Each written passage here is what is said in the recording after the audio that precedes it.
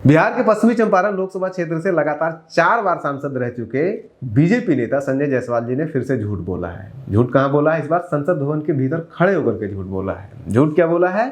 देश की अर्थव्यवस्था से संबंधित बड़ा झूठ बोला है।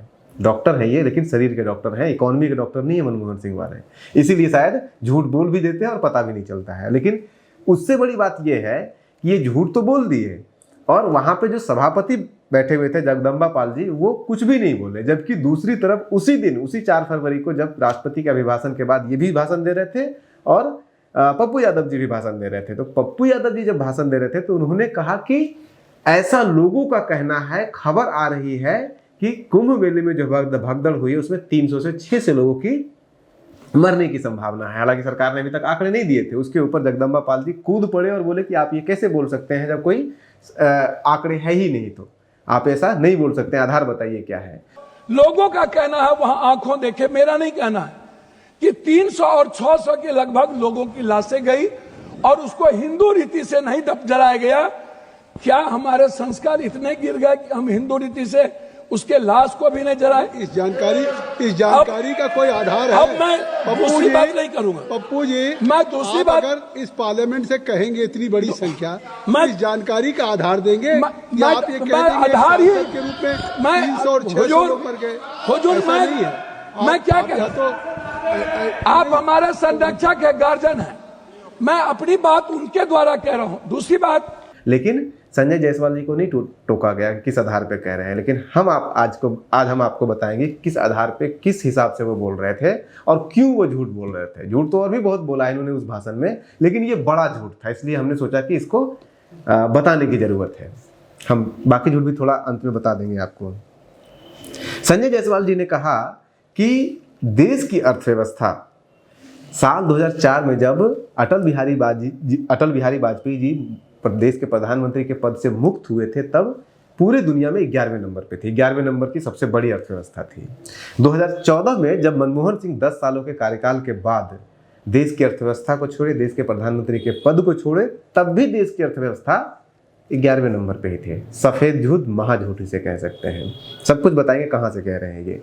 उससे बड़ा झूठ उसके बाद वो कहते हैं कि 2014 में जब मोदी जी प्रधानमंत्री बनते हैं तो 11वें नंबर पे थी देश, और आज जो है वो 3रे नंबर पे पहुंचने की तैयारी कर रही है। ये भी नहीं उन्होंने कहा कि अभी 5वें नंबर पे है, 3रे नंबर पे पहुंचने वाली है, ये ऐसा कह रहा है। हालांकि जब अटल बिहारी वाजपेयी जी ने इस देश का शासन छोड़ा तो भारत 11वें पायदान पे था, लेकिन जब 10 साल बाद कांग्रेस ने शासन छोड़ा तो अभी भारत 11वें पायदान पे था। एक पायदान की भी तरक्की नहीं कर सके, लेकिन यह प्रधानमंत्री जी की देन है कि आज भारत विश्व की 3री सबसे बड़ी अर्थव्यवस्था होने जा रही है। पता नहीं 3रा पहुंचने से पहले 4था भी आएगा या डायरेक्ट 5वां से 3रा पे पहुंचेगी। सारा कुछ बताते हैं। आधार क्या है, ये किस आधार पे कह रहे हैं। और क्योंकि आधार अगर आप तय नहीं कीजिएगा तो दुनिया में बहुत सारी संस्थाएं हैं, हर दूसरा आदमी जो है वो रैंकिंग बना रहा है, तो आप एक ही आधार बनाइएगा ना। क्योंकि टाइम्स ऑफ इंडिया जैसे अखबार में ऐसी भी खबर छपा हुआ है 2011 में ही कि 2011 में ही देश की अर्थव्यवस्था 3रे नंबर पे पहुंच गई है। देख लीजिए, आर्टिकल टाइम्स ऑफ इंडिया का ही है। लेकिन इसमें भी सच्चाई होती है, लेकिन उसको टेक्निकल को समझना पड़ेगा कि 3रे नंबर पे 2011 में भी थी और आज भी नहीं है। तो आधार बदल जाता है, इसलिए ये मामला बदल जाता है और संस्था बदल जाती है। जो सबसे कंसिस्टेंट, सबसे रिलायबल, जिसके आधार पर भारत सरकार भी दावा करती है, जैसा कि दावा किया गया था कि हमारी इकोनॉमी 3 ट्रिलियन इकोनॉमी 2022 में हो गई है, 5वें नंबर पे हम आ गए हैं, ये होता है वर्ल्ड बैंक का डेटा, जो कि विश्व बैंक का डेटा होता है। और विश्व बैंक जैसे यूएन भी अपना डेटा देता है, IMF भी अपना देता है, इंटरनेशनल मॉनेटरी फंड भी अपना डेटा देता है। लगभग इन तीनों के बीच में आपको थोड़ी बहुत, ज़्यादातर समानता रहेगी, बहुत कम का डिफरेंस रहता है। तो मोस्ट रिलायबल वर्ल्ड बैंक का ही हम उठाते हैं। वर्ल्ड बैंक जैसे यूएन के अंदर UNDP होता है, यूनिसेफ होता है, यूनेस्को होता है, वैसे ही वर्ल्ड बैंक अलग अलग काम के लिए अलग अलग अपने ब्रांच बना रखा है। तो पूरी दुनिया के अलग अलग देशों की अर्थव्यवस्था को कैलकुलेट करने, कौन किस नंबर पे है, रैंकिंग बनाने, इसका काम दिया गया है वर्ल्ड इंटीग्रेटेड ट्रेड सॉल्यूशन। और इसकी वेबसाइट भी है, आप जाकर के देखिए। हम वहीं से जाकर के ये रैंकिंग को हमने उठाया है, कैलकुलेट किया, तब हमें पता चला। उस वेबसाइट का नाम है wits.world worldbank.org। इस वेबसाइट पे जाइएगा तो 1988 से लेकर के 2022 तक लगातार हर साल का, 2023 का भी डेटा आ चुका है, 2023 तक हर साल का दिया हुआ है कि कौन सा देश का कितना इकोनॉमी है, अलग अलग आधार पे, जीडीपी के आधार पे। तो जो देश में दावा किया जाता है, प्रधानमंत्री या फिर देश दावा करता है कि हमारी अर्थव्यवस्था कितनी बड़ी है, वो ग्रॉस डोमेस्टिक प्रोडक्ट, यानी कि देश कितना पैदा कर रहा है। पैदा करने का मतलब लोग पैदा करना नहीं, पैदा करने का मतलब कितना धान, गेहूं, सर्विसेज, सेवाएं पैदा करना, इंडस्ट्रियल चीज़ पैदा करना, कृषिगत चीज़ें पैदा करना। तो टोटल जो पैदा हुआ है देश के अंदर, उस पैदे का कॉस्ट कितना है, ये जीडीपी होता है। इसके आधार पे ही तय किया जाता है। लेकिन इसके अलावा और भी आधार है, जैसे कि जीएनआई होता है, ग्रॉस नेशनल इनकम। आपने पैदा तो किया, आपने पैदा किया अनाज 5000 किलो या 5000 रुपये का, लेकिन उससे इनकम अगर आपको नहीं हुआ, कुछ सड़ गया, कुछ फेंका गया, तब फिर उसको कम हो जाएगा, ग्रॉस नेशनल इनकम कम हो जाएगा आपका। ग्रॉस नेशनल इनकम बढ़ भी सकता है, आपने पैदा किया उतना ही। अगर आप खाने के बजाय, देश में रखने के बजाय ज़्यादा दाम आपको मिल रहा है, बाहर आपने बेच दिया, तो आपको ज़्यादा इनकम हो जाएगा। यानी कि ग्रॉस नेशनल प्रोडक्ट कभी बड़ा ज़्यादा भी हो सकता है जीडीपी से, अगर आप एक्सपोर्ट ज़्यादा कर दिए और इम्पोर्ट कम रखे, क्योंकि बाहर बेचने से आपको ज़्यादा पैसा मिल गया।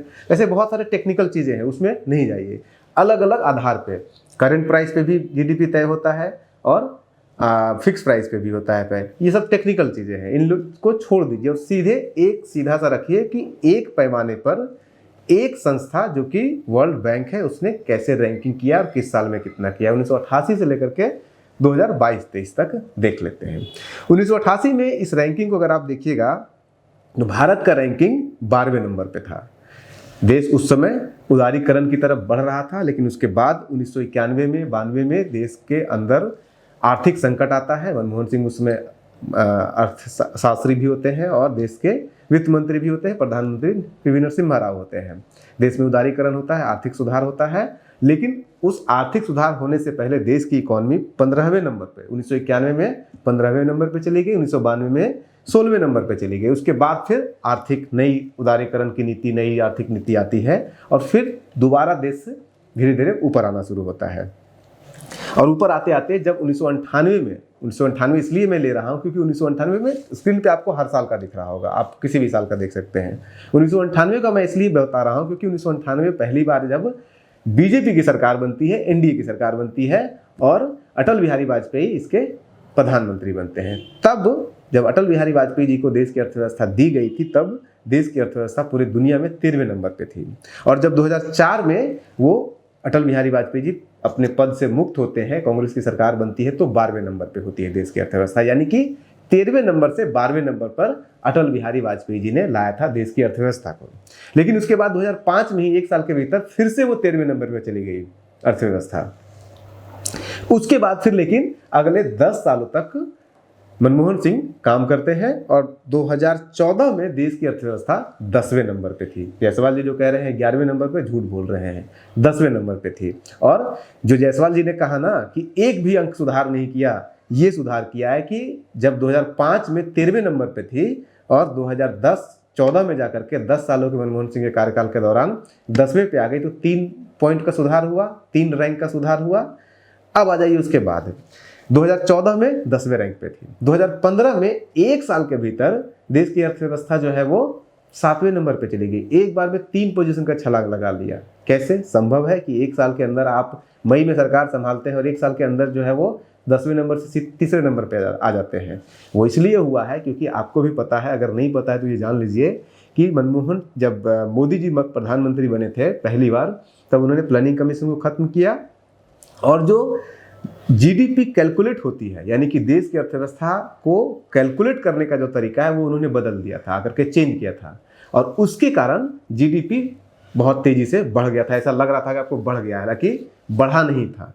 तो उसके कारण सीधे 7वें नंबर से 3रे नंबर पे चली गई। और वर्ल्ड बैंक जो कैलकुलेट करता है वो खुद आकर के डेटा नहीं कलेक्ट करता है, जो जैसे देश के अंदर जो राज्य सरकारें डेटा देती है उसी आधार पर केंद्र सरकार डेटा बनाती है, रैंकिंग बनाती है राज्यों की। उसी तरह से जो देश रैंकिंग जो डेटा देता है उसी आधार पर वर्ल्ड बैंक रैंकिंग बनाती है। तो 7वें नंबर पे पहुंच गई 2015 में ही। उसके बाद फिर 6ठे नंबर पे पहुंची 2017 में और 2021-22 में जाकर के देश की अर्थव्यवस्था 5वीं सबसे बड़ी अर्थव्यवस्था बन जाती है जब हम ब्रिटेन को पीछे छोड़ते हैं। और ये इसलिए भी न्यूज में ज़्यादा आया था क्योंकि ब्रिटेन हमारे ऊपर इतने सालों तक शासन किया और उसको हमने अर्थव्यवस्था के मामले में पीछे छोड़ दिया था। लेकिन आज भी हम 5वें नंबर पे ही हैं। अब संभावना ये है, ऐसा टारगेट किया गया बीजेपी के द्वारा, एनडीए के द्वारा, प्रधानमंत्री मोदी जी के द्वारा कि 2029 से पहले हम देश की दुनिया की तीसरी सबसे बड़ी अर्थव्यवस्था बन जाएंगे। अभी फिलहाल हम 3 ट्रिलियन इकोनॉमी में हैं और अगर 2022-23 का डेटा देखिएगा तो टोटल जो अभी हमारे देश की अर्थव्यवस्था का टोटल जो स्ट्रेंथ है वो 3.550 है, यानी कि 3.3 ट्रिलियन मान लीजिए इसको। अब 5वें नंबर से तीसरे नंबर पे कैसे पहुंचेंगे? ऐसे पहुंचेंगे कि हमसे आगे कौन है? जापान। जापान का कितना है? 4.213, यानी कि 4 ट्रिलियन से थोड़ा सा ज़्यादा, यानी कि हमसे 0.7 ट्रिलियन ज़्यादा उनका है। और चौथे नंबर के बाद तीसरे नंबर पे जो है वो है जर्मनी। जर्मनी कहाँ पे है? जर्मनी 4.456 ट्रिलियन पे है, यानी कि हमसे 0.9 ट्रिलियन ज़्यादा है उसका। यानी कि अगर हमारी अर्थव्यवस्था में 2023 से लेकर के 2029 तक 0.9 ट्रिलियन इकोनॉमी, 0.9 ट्रिलियन जो है वो बढ़ा लेते हैं, तब हम जर्मनी को ही पीछे छोड़ देंगे। लेकिन फिर सवाल ये भी होता है कि जर्मनी क्या बैठा रहेगा? अरे जापान तो फिर भी अर्थव्यवस्था उसकी खराब हो रही है क्योंकि उसके ओल्ड एज बहुत बढ़ रहे हैं, तो वो हो सकता है ना विकास कर पाए ज़्यादा, लेकिन जर्मनी तो विकास करेगा। तो आप 5 ट्रिलियन अगर आप पहुंच जाते हैं, 5-5.5 ट्रिलियन पहुंचते हैं, तब जाकर के आप जर्मनी को पीछे छोड़ पाएंगे। और वो 29 में होगा या कब होगा हमें नहीं पता। अभी जो संभावना जताई जा रही है कि हम 4 ट्रिलियन इकोनॉमी बहुत जल्दी बनने वाले हैं, वो डेटा वर्ल्ड बैंक का नहीं है। न्यूज़ आपको दिख रहा होगा कि कई जगह न्यूज़ आ रहा है कि 4 ट्रिलियन इकोनॉमी बनने वाले हैं। वो संभावना जताई है आईएमएफ ने, और आईएमएफ संभावना बता रहा है, अभी हकीकत नहीं है। उनके हिसाब से 2025 के अंत तक संभवतः 4 ट्रिलियन इकोनॉमी हम हो जाएंगे, तब भी हम चौथे नंबर पे नहीं आएंगे। 26-27 के बाद ही हम चौथे नंबर पे आ सकते हैं। तो लेकिन ये सारी चीज़ें संभावनाओं के ऊपर, उसको हम छोड़ देते हैं। अब इसमें आ जाते हैं कि जब जीडीपी हम बना रहे हैं जो इकोनॉमी को तय करती है, तो इकोनॉमी को तय, अभी तक तो इतना तो आपको समझ में आ गया होगा कि संजय जायसवाल जी झूठ बोल रहे थे और कितना बड़ा झूठ बोल रहे थे। अब वो झूठ तय हो गया, तो एक झूठ और भी उनका ले लेते हैं, उसके बाद फिर हम आपको इसको और एक्सप्लेन करेंगे जीडीपी कैसे और बढ़िया ढंग से कैलकुलेट होता है। उन्होंने कहा कि राहुल गांधी जी जो है वो गांधी का नाम, गांधी का टाइटल लेकर के जो है वो फॉल्स टाइटल ले लिए हैं, जबकि ये बहुत बड़ा झूठ है। लेकिन आप भी विश्वास नहीं करेंगे, कोई भी देश में कोई विश्वास करने के लिए तैयार नहीं। हर कोई यही विश्वास करता है कि हाँ, इन्होंने जबरदस्ती गांधी का टाइटल लिया, जबकि फिरोज गांधी इनके दादाजी हुआ करते थे, इंदिरा गांधी के पति। तो इनका जो टाइटल आया है गांधी, राहुल गांधी का या प्रियंका गांधी का या सोनिया गांधी का या राजीव गांधी का, ये टाइटल कोई महात्मा गांधी से नहीं आया है, ये फिरोज गांधी से आया है, क्योंकि पिता का टाइटल नेचुरली ट्रांसफर होता है। और आप देखिए प्रियंका गांधी का टाइटल वाड्रा है, उनका गांधी नहीं बचा है अब। तो उसमें हम जाएंगे नहीं, वो घिसा पिटा बहुत पुराना डिबेट है, उसमें पढ़ने की जरूरत भी नहीं है। इकोनॉमी पे आते हैं। इकोनॉमी पे जब आते हैं तो अभी जीडीपी पे मैं आपको जो बता रहा था डेटा, ये सारा डेटा करंट प्राइस पे है। करंट प्राइस और फिक्स प्राइस दो तरह से इकोनॉमी को कैलकुलेट किया जाता है। करंट प्राइस का मतलब हो कि आज आपकी इनकम कितनी है। आज एक किसान की पूरे साल का सारा फसल बेचने के बाद या फिर सारा फसल का जो उसने पैदा किया उसका कीमत मान लीजिए 1 लाख रुपए है, तो वो करंट प्राइस हो गया। लेकिन अगर 2010 में उस चावल गेहूं जो भी पैदा किया उसकी कीमत, आज आपने 100 किलो पैदा किया है तो उसकी कीमत 2010 में कितनी थी, उस हिसाब से अगर कैलकुलेट कीजिएगा तो 2010 के हिसाब से उसको फिक्स प्राइस कहते हैं। फिक्स प्राइस पे अपना संपत्ति को कैलकुलेट करना। तो अगर फिक्स प्राइस पे देश की संपत्ति को कीजिएगा तो बहुत ज्यादा का डिफरेंस नहीं दिखेगा, बहुत ऊपर नीचे हल्का फल्का का डिफरेंस दिखेगा। फिक्स प्राइस पे भी देखिएगा तो आपको करंट प्राइस लगभग बराबर ही होता है, कि क्योंकि अगर बढ़ी है, अगर महंगाई बढ़ी है तो सभी के लिए बढ़ी है, हर देश के लिए बढ़ी है, थोड़ा मोड़ा का डिफरेंस आ सकता है। उससे ज़्यादा इंपॉर्टेंट है, इसको समझिए कि ग्रॉस नेशनल इनकम के आधार पर, ग्रॉस नेशनल इनकम और जीडीपी में अंतर यह होता है, जो मैंने आपको शुरू में बताया था, कि आपने पैदा तो कर लिया लेकिन उससे कमाई हुई भी, यानी कि हिंदुस्तान ने पैदा तो कर लिया सबसे ज़्यादा, 5वां सबसे बड़ा पैदा करने के मामले में है, लेकिन उस पैदा किए हुए फसल से, अनाज से, सर्विसेज से, इंडस्ट्री से कमाई कितनी हुई, तो उस कमाई में भी आज की डेट में हम 5th लार्जेस्ट ही है, यानी कि कमाई में भी हम सबसे ज़्यादा है, करंट वाले में भी, फिक्स्ड वाले में भी थोड़ा सा डिफरेंस रहता है। जैसे कि अगर आप कमाई वाले में देखिएगा तो 1988 में हम 12वें नंबर पे थे, उसमें भी 12वें नंबर पे थे। बस डिफरेंस इतना हुआ है कि 2015 में हम 7वें नंबर पे, 2022 में हम 5वें नंबर पे हैं। बिल्कुल सेम है, बीच में कहीं कहीं पे ऊपर नीचे हल्का फल्का, मतलब 0.1 ट्रिलियन इकोनॉमी बिलियन डॉलर का डिफरेंस आता है, उससे ज़्यादा का डिफरेंस नहीं आता है, बहुत ज़्यादा का अंतर नहीं होता है। इससे ज़्यादा इंपॉर्टेंट ये है कि जब आपको याद कीजिए, जब 2022 में ये डिबेट छिड़ा था कि कांग्रेस के हिसाब से तो हम 3 ट्रिलियन इकोनॉमी, 5 ट्रिलियन इकोनॉमी बनते, हम बनते 2047 में, तो मोदी जी के कारण ही तो हम इतना जल्दी बन गए हैं। तब पी चिदम्बरम, जो मनमोहन सिंह के समय में वित्त मंत्री हुआ करते थे, तब उन्होंने कहा था कि देखिए ये जो जीडीपी और जीएनआई है ना, ये सही तरीका नहीं है देश का स्ट्रेंथ को नापने का, इसके लिए पर कैपिटा होना चाहिए। तो पर कैपिटा अगर आप देखिएगा तो आपके होश उड़ जाएंगे। पर कैपिटा में आज भी हिंदुस्तान की हालत दयनीय है। पर कैपिटा का मतलब हुआ कि प्रति व्यक्ति आपके देश के लोगों का आय कितना है। तो प्रति व्यक्ति जब आय कीजिएगा तो वो घट जाता है। क्यों घटेगा? क्योंकि देश की जनसंख्या बहुत तेजी से बढ़ रही है, ये सब लोग जानते हैं। हम चाइना को सप्रेस करने वाले हैं, पीछे छोड़ने वाले हैं, लोग तो कह रहे हैं छोड़ भी चुके हैं, हम सबसे ज़्यादा जनसंख्या वाले देश हो गए हैं। तो जब जनसंख्या बढ़ेगी तो पर कैपिटा इनकम जो है वो कम होगा ही। उसमें हालांकि हम पिछले 30 सालों 40 सालों में कोई विकास नहीं किए हैं। पर कैपिटा इनकम के हिसाब से देखिएगा तो 1988 में भी हम 132वें नंबर पे थे और 2014 में हम 156वें नंबर पे चले गए। और इस बीच में किसने शासन किया? ज़्यादातर कांग्रेस ने किया, जनता दल ने भी किया और बीजेपी ने भी किया, एनडीए ने भी किया।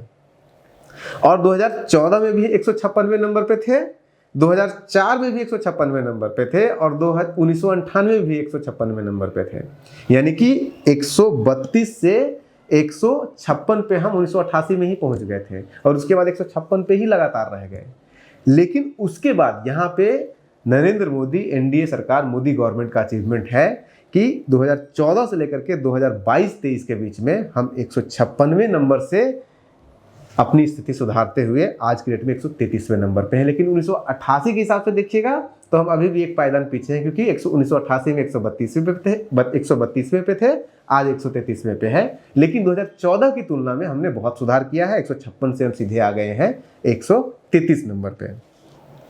तो ये आंकड़ा हमने आपको इसलिए दिया ताकि आप खुद जाकर के उस वेबसाइट पे देखिए। ये कोई बहुत बड़ा साइंस नहीं है, बहुत आसानी से आप भी समझ सकते हैं। और इस तरह के जितने भी झूठ बोले जा रहे हैं उन झूठों को उजागर करने की ज़रूरत है। और जिस तरह से सभापति महोदय का पप्पू यादव के प्रति जो है वो भेदभाव था, उनको रोका गया, इनको नहीं रोका गया। जबकि वो वीडियो अगर आप देखेंगे तो उसमें साफ साफ दिखता है कि जब संजय जायसवाल जी बोल रहे हैं तो कांग्रेस की तरफ से लोग हल्ला करना शुरू करते हैं और सभापति उनको चुप करा देते हैं कुछ बोलने के बजाय। सरकार होने से जरूर दिक्कत है, लेकिन मैं पूरा विश्वास दिल्ली के नागरिकों को दिलाता हूं कि 8 फरवरी को दिल्ली में भी डबल इंजन की सरकार बनेगी। जबकि दूसरी तरफ हालांकि जो सभापति जो है जगदम्बा पाल जी हैं, ये 3 बार कांग्रेस के टिकट से विधायक बन चुके हैं, 1 बार कांग्रेस के टिकट से सांसद बन चुके हैं, 2 बार कांग्रेस के टिकट से जो है वो एमएलसी भी बन चुके हैं, चीफ मिनिस्टर भी बन चुके हैं। एक दिन के लिए पूरे हिंदुस्तान में सबसे कम दिन के लिए चीफ मिनिस्टर बनने वाले यही हैं। और अब जो है इनका वॉशिंग मशीन में सफाई हो गया है, तो अब इस लेवल पे पहुंच गए हैं सफाई में कि उनके सांसद को रोकेंगे नहीं झूठ बोलने से और अपने सांसद को छुट्टा साढ़ बना दीजिए। बने रहिए न्यूज़ सेंटर के साथ। नमस्कार।